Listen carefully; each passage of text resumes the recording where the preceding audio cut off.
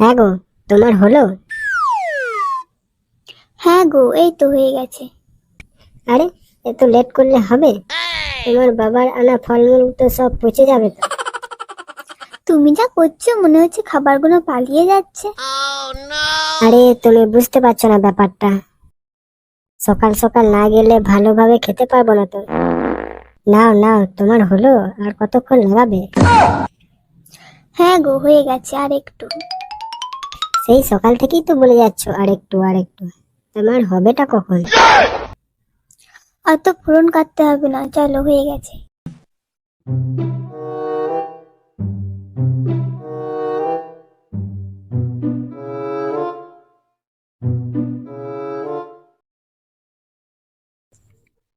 এসো এসো পিটুক বাবাজি।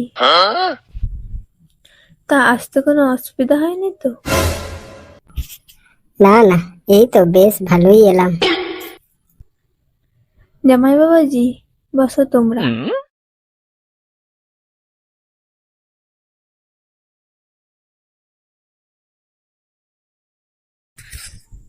এই না বাবাজি, গেল। না না, আমি ডায়েটে আছি। এই কেলো করেছে। বাবাজি কি সব বলছো? মা, ও তুমি বুঝবে না। তা বাবাজি দুপুরে কি কিনবে? আপনি যা ভালো বুঝবেন তাই রান্না করুন। তা বাবাজি রান্না কেমন হয়েছে? খুব ভালো হয়েছে। তা জামাই বাবাজি, তুমি কি কাজ করো না শুধু ফুটিয়ে বসে থাকো? না না, আমি খুব ব্যস্ত মানুষ। তা বাবাজি, কি ছেড়ো তা এত ব্যস্ত? কাজ খোঁজার ব্যস্ততা।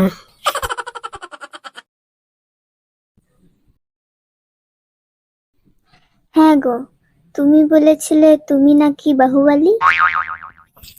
হ্যাঁ তো। তাহলে রান্নাঘরে একটা কুকুর ঢুকেছে, যাও ধরো। হ্যাঁ, কুকুরটাকে আমি ধরতে যাই আর কুকুরটা আমার পেছনের 12টা বাজাক। আমি বাহুবলী, চাপা নয়।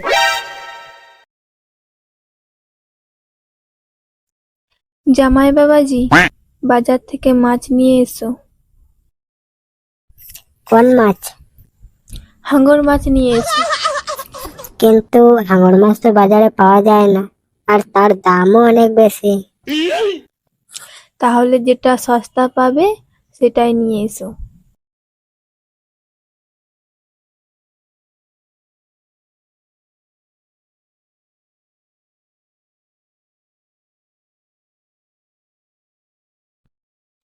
এ কি জামাই বাবাজি, মাছ কোথায়?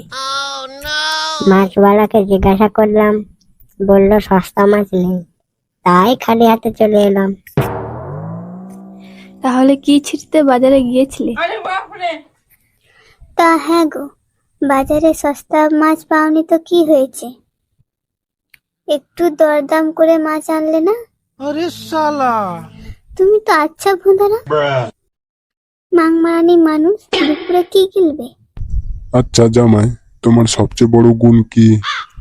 আমি কখনো হার মানি না। আর সবচেয়ে বড় দোষ? আমি কখনো ভুলও মানি না। এমন চুদির ভাই জামাই একটাই যথেষ্ট।